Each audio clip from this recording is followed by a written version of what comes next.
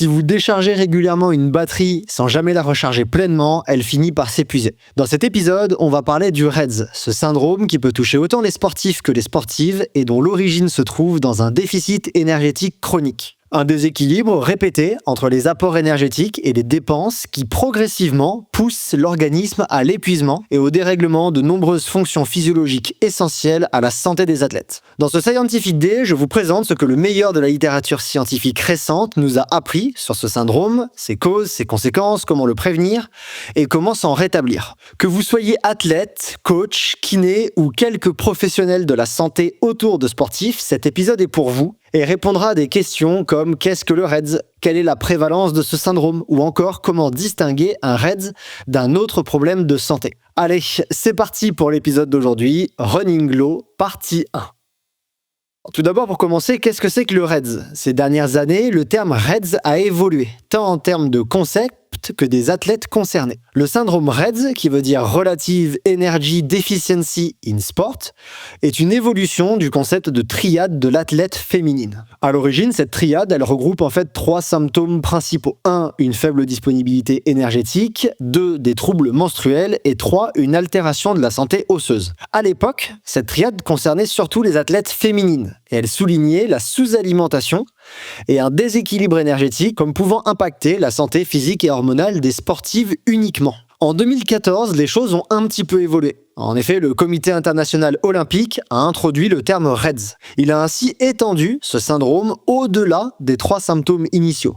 Avec ce terme, il y a un spectre plus large de conséquences de ce syndrome qui sont soulignées, et il est écrit que les athlètes féminins et masculins peuvent être atteints. En effet, comme l'explique par exemple Suzayal en 2022, des recherches ont montré des modifications hormonales chez les hommes exposés au REDS.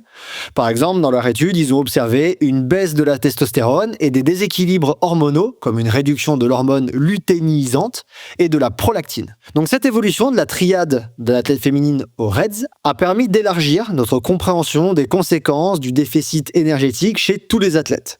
Ça ne change rien au fait que les sportives sont plus touchées, plus à risque et démontrent des conséquences plus larges. On reviendra là-dessus dans la partie 2 de cet épisode avec mon invité, Manon d'Auvergne. Mais cependant, cette nouvelle définition souligne l'importance d'envisager, de considérer ce syndrome chez tout le monde. Donc le REDS, c'est un syndrome qui est complexe. C'est un déséquilibre qui engendre de nombreuses conséquences délétères à la santé des athlètes. Le REDS se manifeste par des symptômes variés qui résultent principalement d'un apport énergétique insuffisant par rapport aux dépenses qui affectent plusieurs systèmes physiologiques. Monjoyal en 2018, qui est le papier consensus de 2014 mis à jour en 2018, explique que le REDS dépasse les effets typiques d'un déséquilibre énergétique sur les menstruations et la santé osseuse. Par exemple, ce syndrome inclut des perturbations au niveau métabolique, immunitaire, gastro-intestinal et même psychologique. Quand on regarde ce que propose Monjoyal en 2023, qui est cette fois non pas la mise à jour de 2018 mais celle de 2023, ce consensus, par Monjoy et ses collègues, a été actualisé pour affiner le diagnostic du REDS. Il identifie désormais des marqueurs spécifiques du déficit énergétique et définissent des méthodes d'évaluation plus précises qu'au préalable.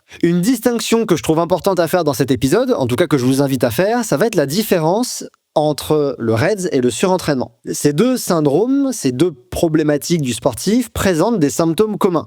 Mais ça reste des troubles distincts. Dans leur revue de littérature, Stellingwer-Feal en 2021 explique que ces syndromes partagent des signes communs comme la fatigue, les déséquilibres hormonaux et la baisse de performance. Cependant, leurs origines diffèrent. Le REDS provient majoritairement d'un déficit énergétique chronique relatif, aussi appelé faible disponibilité énergétique. Dans cet épisode, je vulgariserai, dans cette partie 1, j'utiliserai indistinctement déficit énergétique et faible disponibilité énergétique, mais dans la partie 2, on expliquera en quoi ces 2 terminologies renvoient à des concepts différents. Mais donc, d'après ces auteurs, le REDS renvoie à un problème de déficit énergétique chronique, souvent causé par un manque d'apport nutritionnel adapté, en particulier un manque d'apport en glucides. Le surentraînement, lui, résulte d'une surcharge d'entraînement, d'un manque de récupération sans lien direct avec les apports énergétiques, avec la nutrition. Donc ça, c'est la première grosse différence à faire entre REDS et surentraînement.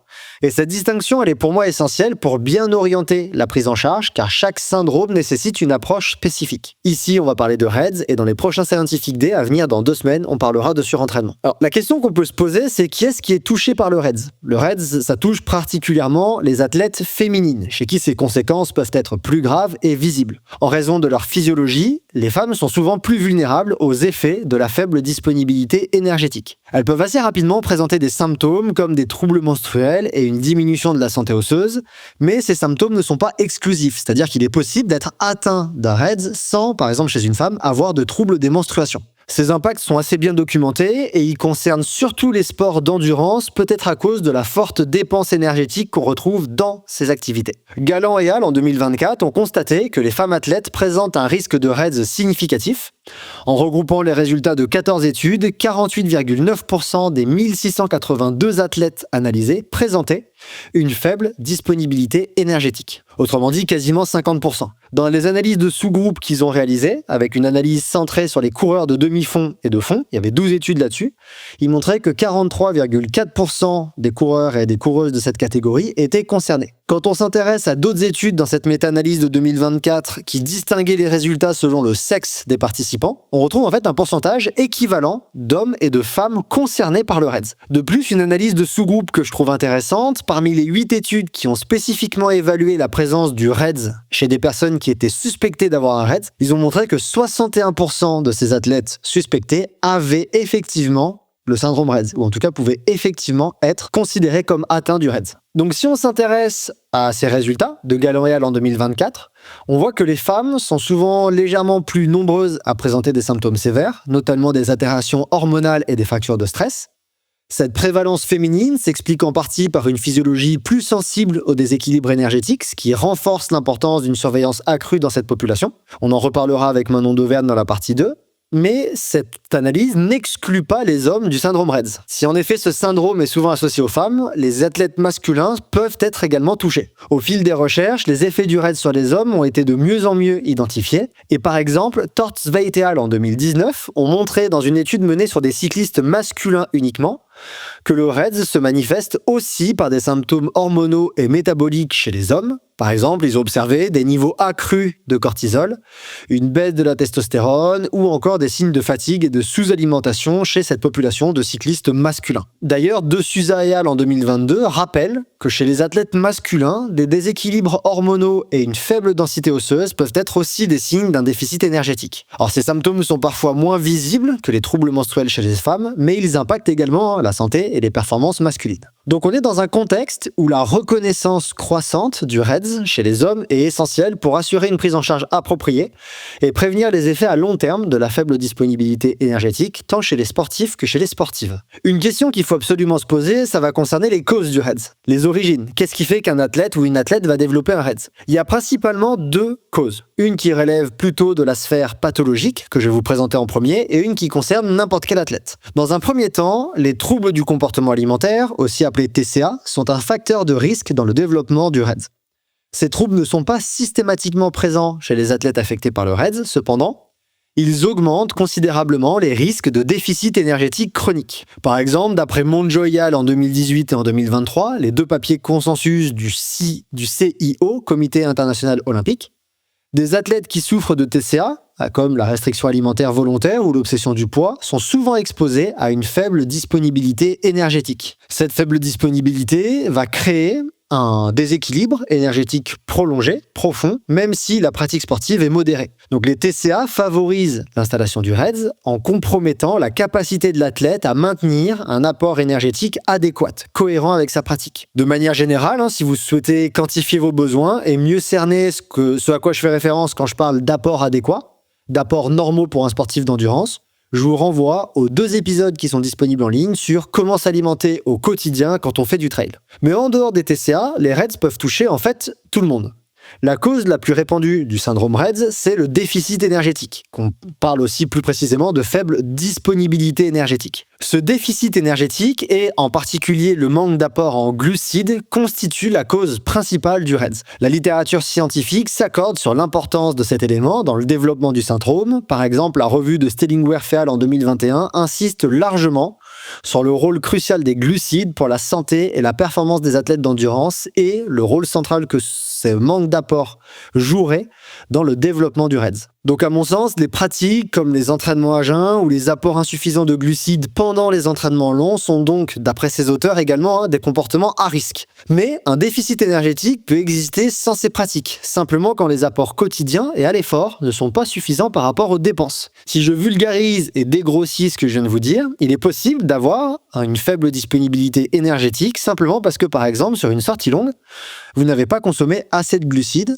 par rapport à ce que vous auriez dû, par rapport à la dépense que vous avez eue. Il est possible d'avoir une faible disponibilité énergétique simplement parce qu'au quotidien, il vous manque un petit peu d'apport, quelques calories, qui font que dans le temps, vous allez être dans une situation de déficit énergétique. Et pour mieux comprendre qu'est-ce que c'est que ces déficits énergétiques, moi j'aime beaucoup ce que Eikura et al. En 2022 ont développé à travers leur modèle de la temporalité des déficits énergétiques. En 2022, cette équipe de chercheurs, dans leur revue de littérature, souligne qu'il peut exister en fait que les déficits existent à travers différentes temporalités. Et que comprendre cette temporalité va nous permettre de mieux comprendre ce que c'est qu'un déficit énergétique. Selon eux, les recherches actuelles manquent d'informations précises sur les effets des différentes temporalités possibles des déficits énergétiques. Toutefois, il est possible de distinguer 3 temporalités. La première, c'est ce qu'ils appellent les déficits aigus et sévères. Ils sont typiques d'efforts sans apport énergétique comme les footings à jeun ou les protocoles slip-low. C'est un déficit aigu qui arrive qu'une seule fois, sur une séance par exemple, mais qui est très marqué, parce que par exemple vous allez courir le matin à jeun, vous n'avez aucun stock de glycogène hépatique ou musculaire, vous n'avez aucun stock en glucides, donc vous êtes dans une situation de déficit aigu, prononcé. Le deuxième type, c'est celui qu'ils appellent les déficits occasionnels et modérés. Ils sont observés par exemple quand on fait une sortie longue, en trail, ou en course à pied, avec un apport énergétique, mais un apport insuffisant pour compenser la dépense. Par exemple, vous faites une sortie de 5, 6, 7 heures ou une compétition de trail ou d'ultra-trail, et là, il est impossible de complètement compenser le manque d'apport. Donc, vous êtes de fait, c'est impossible de ne pas l'éviter, vous êtes de fait dans une situation de déficit énergétique. Et enfin, la dernière temporalité que ces auteurs mettent en avant, c'est celle qu'ils appellent prolongée et faible. Ce type de déficit s'installe sur plusieurs semaines, voire plusieurs mois, et ces déficits légers peuvent résulter, par exemple, d'une insuffisance calorique journalière faible mais existante. Par exemple, tous les jours, vous mangez correctement, pendant vos séances, vous vous alimentez correctement, mais en fait, au quotidien, il vous manque quelques kilocalories. Vous allez donc être dans une situation de faible disponibilité énergétique. Eikura et al. En 2022 soulignent que ces différents types de déficits se cumulent et peuvent conduire ensemble à un déficit total marqué une fois que tous les déficits isolés sont additionnés. Et donc, que tout ça, ça peut avoir des conséquences graves. Il est par exemple possible, j'en ai déjà rencontré plusieurs, de voir des athlètes qui font régulièrement ou de temps en temps des entraînements à jeun, qui sur leur sortie longue ne consomment pas assez de glucides et qui au quotidien veulent un peu faire attention, entre guillemets, à leur alimentation et donc mangent un peu moins que ce qu'ils devraient. On est donc dans une situation où plusieurs déficits existent et peuvent se cumuler. Selon Eikura et al. En 2022, ils mettent en avant que les déficits chroniques ou prolongés sont probablement les plus délétères pour la santé des athlètes, contrairement à ceux qui sont uniquement une fois aigus de manière légère par exemple ou occasionnelle. Mais cependant, la répétition des déficits aigus, la répétition des déficits modérés ou occasionnels peuvent ensemble avoir des conséquences qu'on a encore mal cernées dans la littérature, mais qui sont crédibles, qui vont probablement exister et voir le jour dans la littérature à venir. Il faut savoir que le REDS a des effets profonds sur la santé des athlètes. C'est la première conséquence. Ce syndrome affecte plusieurs systèmes physiologiques et entraîne des risques à long terme. En raison de la faible disponibilité énergétique, il y a différentes fonctions physiologiques vitales qui peuvent être altérées, compromettant la santé des athlètes. En 2018, dans leur papier consensus, Monjoy et al. Détaillent les divers impacts du REDS. Parmi les perturbations généralement observées, on trouve donc souvent une réduction de la production d'hormones sexuelles. Chez les femmes, ça va se traduire par des troubles menstruels comme l'aménorrhée. Chez les hommes, c'est possible d'observer par exemple une baisse de la testostérone, des troubles de l'érection. Et ces changements hormonaux vont aussi affecter le métabolisme osseux, augmentant le risque de diminution de la densité osseuse et de fractures de stress. En plus de ces effets hormonaux, le REDS peut altérer plusieurs autres systèmes, à cause de problématiques hormonales ou pas. On a par exemple le système immunitaire. Le manque d'énergie affaiblit le système immunitaire, ce qui expose des athlètes à un risque accru de maladies et d'infections. On a également le système cardiovasculaire qui peut être atteint, qui peut être affecté avec, par exemple, une augmentation des risques d'arythmie et d'artérosclérose. Le système digestif est également touché, avec des symptômes comme le ralentissement de la vidange gastrique et un temps de transit intestinal prolongé. On a également la sphère psychologique. Le REDS impacte la santé mentale, provoquant des symptômes de dépression, de troubles de l'humeur. Et il y a d'autres systèmes touchés, comme le système urinaire avec des fuites, le système hématologique, neurocognitif ou encore le sommeil. Pour les personnes qui le souhaitent, qui veulent voir une vue complète de tous ces symptômes, je vous renvoie au schéma qui est disponible sur le site, l'article associé à cet épisode, où il y a une belle présentation de tous les systèmes qui peuvent être touchés avec un REDS. Donc toute cette littérature montre que le REDS, c'est un syndrome systémique qui nécessite une prise en charge rapide et globale, complète. Chaque athlète exposé à une faible disponibilité énergétique chronique peut avoir des conséquences sur sa santé à long terme. Mais le REDS a également des conséquences sur la performance. Le REDS va affecter la capacité donc à s'entraîner, à récupérer de manière optimale et donc à maintenir un haut niveau de performance. Montjoy en 2018 montre que la faible disponibilité énergétique réduit la réponse positive aux entraînements. C'est-à-dire que pour un même entraînement, il y aura moins de bénéfices. Le REDS ralentit aussi la récupération. On retrouve souvent des athlètes qui sont confrontés à une fatigue chronique et à des difficultés pour maintenir l'intensité des séances. Ces effets nuisent à la condition physique générale, limitent la progression et augmentent le risque de blessure. D'autres études ont montré des effets délétères du REDS sur la performance. En 2024, il y a la méta-analyse de Galland et Hall qui se sont également intéressés à l'effet délétère du REDS sur la performance et qui ont voulu la quantifier. Dans leurs travaux, ils soulignent des diminutions significatives dans plusieurs domaines comme l'endurance, avec des athlètes qui manquent significativement d'énergie pour maintenir un effort prolongé, ce qui limite la capacité à faire des efforts d'endurance de longue distance. On observe également une dégradation, par exemple, des capacités de coordination et de concentration. Le déficit énergétique altère ces sphères cognitives. Et on a également d'autres impacts sur d'autres aspects de la cognition des individus. De plus, les athlètes qui souffrent d'un REDS sont significativement plus absents des entraînements en raison de fatigue élevée, de maladies récurrentes et de blessures. La qualité du sommeil se dégrade également, limitant la récupération. Cette combinaison de symptômes crée un cercle vicieux, où la faible disponibilité énergétique freine les capacités d'entraînement, la présence aux entraînements, donc la performance, qui elle-même parallèlement est déjà amoindrie directement par le syndrome lui-même. Il est important de noter que certains athlètes peuvent quand même montrer une tolérance temporaire aux effets du REDS, sans impact visible immédiat sur leur performance. Cependant, Montjoy en 2023 note que cette résistance entre guillemets est souvent de courte durée et que les effets négatifs finissent par se manifester. En fin de compte, le REDS compromet la capacité de l'athlète à performer de manière optimale en affectant à la fois ses capacités physiques, mentales et sa capacité à s'entraîner. Je vous propose qu'on se pose la question de la prévention. La prévention du REDS passe avant tout par une alimentation adaptée aux besoins énergétiques des athlètes au quotidien et pendant les entraînements. Dans les sports d'endurance, comme par exemple le trail, mais aussi la course à pied, le cyclisme, le triathlon, peu importe, dans les sports d'endurance de manière générale, la dépense calorique est élevée et il est essentiel de maintenir des apports énergétiques suffisants pour éviter les déficits et se retrouver donc dans une situation de faible disponibilité énergétique. Ça inclut donc une attention particulière aux apports en glucides qui jouent un rôle clé dans le maintien de l'équilibre énergétique et sont, d'après le gros de la littérature que je vous vulgarise dans cet épisode, le macronutriment le plus important à considérer dans ces pratiques. Ce point fait consensus et toutes les études citées dans cet épisode le soulèvent. Dans leur revue de littérature, Stellingwerf et al. En 2021 soulignent considérablement l'importance des glucides pour la santé et la performance des athlètes. Selon eux, les entraînements à jeun et les faibles apports en glucides, bien que populaires parfois dans certains régimes alimentaires ou dans certaines pratiques d'entraînement, sont en réalité des pratiques risquées, d'après ces auteurs. Ils ont toute une section de l'article dédiée où ils soulignent que ces stratégies favorisent le déséquilibre énergétique qui, même si ça semble mineur,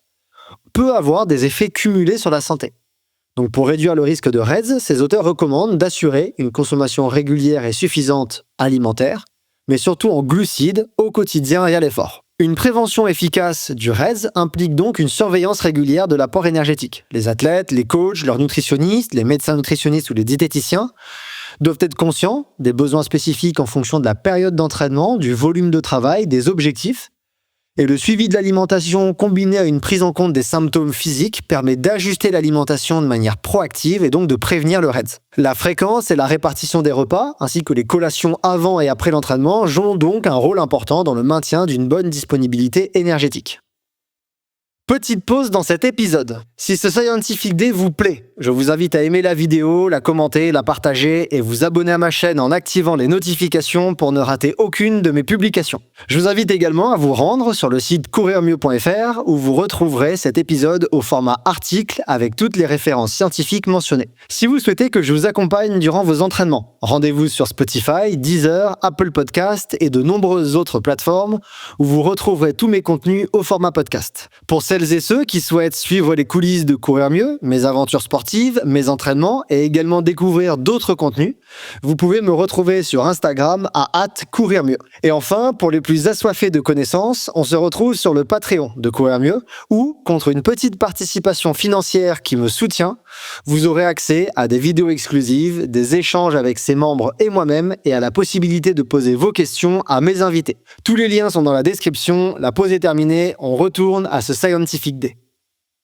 On pourrait également se poser la question de comment traiter le manque de disponibilité énergétique. Le traitement du REDS repose d'abord sur une réévaluation complète de l'apport nutritionnel. Un bilan nutritionnel réalisé par un médecin nutritionniste ou un diététicien du sport est essentiel pour l'équilibre énergétique. L'objectif va être, avec ce professionnel, de s'assurer que l'athlète, la personne, consomme suffisamment de calories avec une attention particulière portée aux glucides. Sans surprise, Montjoy et Al, en 2018 et en 2023, recommandent d'augmenter les apports en glucides pour traiter le REDS. Ils proposent aussi d'assurer une fréquence de repas adéquate pour éviter de trop longs intervalles sans apport. Un programme de rééducation nutritionnelle progressive permet donc à l'athlète en général de retrouver un apport énergétique adéquat sans créer non plus de surcharge digestive. Et en parallèle de l'adaptation alimentaire, il peut être nécessaire, dans certains cas de REDS, selon le continuum, selon le placement, la gravité du REDS sur le continuum, de réduire temporairement la charge de compétition, voire la charge d'entraînement. En effet, en diminuant l'intensité et ou la durée des séances, l'athlète va diminuer la dépense énergétique, donc l'ampleur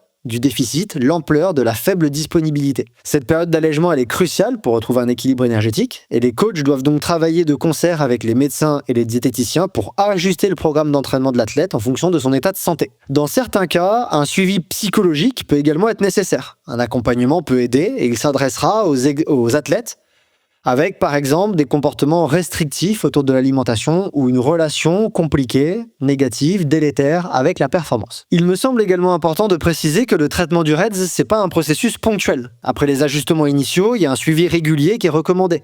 Il permettra de vérifier que les apports énergétiques restent en phase avec la charge d'entraînement et des bilans périodiques avec un diététicien ou un médecin nutritionniste permettent de réajuster le plan alimentaire aux besoins et de s'assurer que l'athlète est sur la voie d'une récupération complète. Cette approche du suivi qui s'inscrit dans la durée, sur le long terme, est essentielle pour prévenir les rechutes et pour garantir que l'athlète reste en bonne santé tout en maintenant sa performance. Le REDS, c'est un syndrome qui peut avoir des répercussions profondes et il y a seulement une gestion continue qui permet de minimiser les effets sur le long terme. Dans cet épisode, je souhaitais également aborder la question du retour au sport après un REDS. Le retour après ce type de syndrome, c'est une étape délicate qui nécessite une approche progressive et bien encadrée. Mais à ma connaissance, aucune étude n'a exploré spécifiquement cette phase. Cependant, il me semble essentiel de ne pas précipiter ce retour pour éviter une rechute dans la faible disponibilité énergétique. Il me semble prudent de dire que ça va être un retour progressif. Le processus de reprise doit commencer par une réévaluation de l'état de santé de l'athlète avec des bilans médicaux pour vérifier que les marqueurs hormonaux, osseux, métaboliques sont revenus à des niveaux optimaux. Il y a certains experts qui recommandent un retour graduel à l'entraînement en augmentant progressivement la charge de travail. Chaque phase doit être accompagnée d'un suivi rigoureux, des apports nutritionnels pour s'assurer que les besoins énergétiques sont couverts. Mais ce retour au sport nécessite aussi la coordination entre différents professionnels, médecins, diététiciens, coachs. L'athlète doit être accompagné de manière pluridisciplinaire pour ajuster son programme d'entraînement et son alimentation en fonction de son état de santé et de sa récupération après ce syndrome. Et pour conclure cet épisode, il me semble intéressant de souligner que tous les troubles de la santé du sportif ne sont pas un REDS. Le REDS n'est pas le seul trouble pouvant affecter la santé des athlètes et de nombreux autres facteurs peuvent venir dégrader leur santé et leur performance au-delà de la faible disponibilité énergétique. En 2023, Jokendrup et Al insistent sur l'importance d'adopter une vision qu'ils appellent holistique énergétique de la santé des athlètes. Dans leur revue de littérature, ils insistent sur l'importance d'une approche multidimensionnelle qui va au-delà du reste.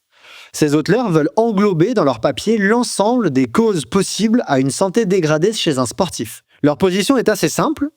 Des mêmes symptômes peuvent être liés à un REDS ou peuvent être liés à une autre pathologie, à un autre problème de santé, que l'approche uniquement centrée sur le REDS pourrait omettre, pourrait occulter. Plus précisément, ces auteurs identifient un total de 8 domaines pouvant affecter la santé des athlètes avec des symptômes qui peuvent ressembler à ceux du REDS. Ces 8 sphères, ces 8 domaines sont l'entraînement, la vie personnelle et sociale, la santé mentale, les troubles psychologiques diagnostiqués, la nutrition, le sommeil, des maladies autres diagnostiquées et d'autres troubles non diagnostiqués. Les auteurs ont fait un très beau schéma que vous retrouverez sur le site si jamais ça vous intéresse, que j'ai traduit, qui regroupe cette approche. Selon ces auteurs, ces facteurs peuvent se combiner et créer des déséquilibres similaires aux symptômes du REDS sans pour autant relever d'un déficit énergétique, d'une faible disponibilité énergétique. En fait, cette équipe, elle souligne que le déficit énergétique peut provenir de 2 de ces 8 familles de déclencheurs, la nutrition et l'entraînement, et qu'ignorer les 6 autres serait prendre le risque de passer à côté d'une sphère déséquilibrée dans la vie du sportif ou de la sportive, donc de rater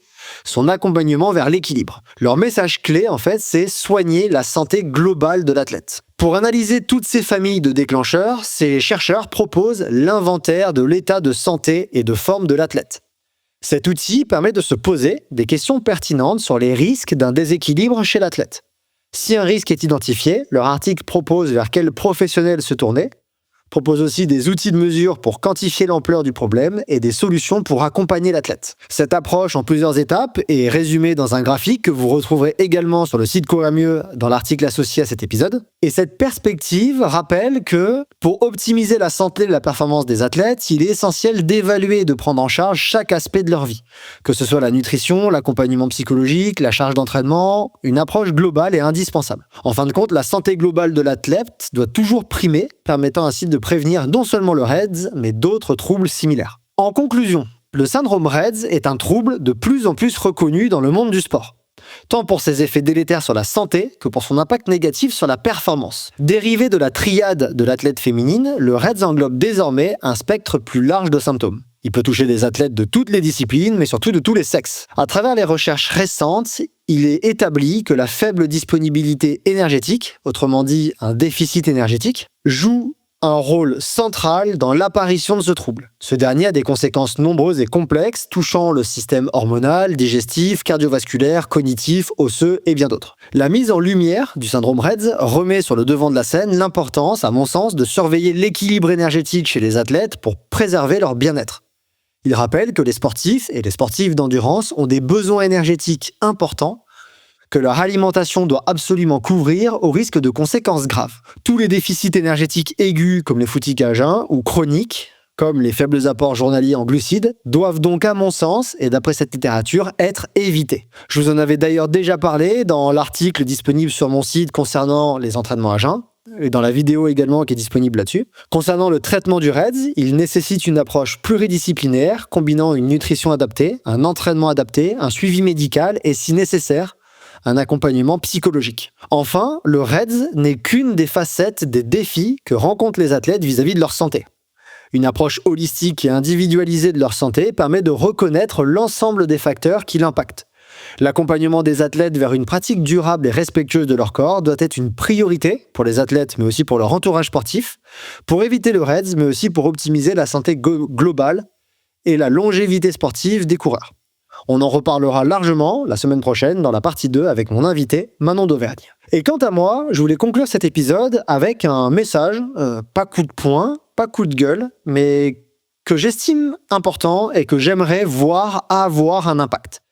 Et si on arrêtait d'en faire trop avec pas assez? Je suis entraîneur, je suis sur les réseaux sociaux, j'accompagne des personnes, je lis des choses, je vois des choses, et je trouve qu'on est dans une pratique actuellement dans le trail où pour une certaine partie des athlètes, il y a une culture du toujours plus, en trail et en ultra-trail. Il y a de plus en plus d'athlètes qui me questionnent, que je les entraîne ou non, sur l'importance de leur volume. Est-ce que leur volume est suffisant pour la compétition?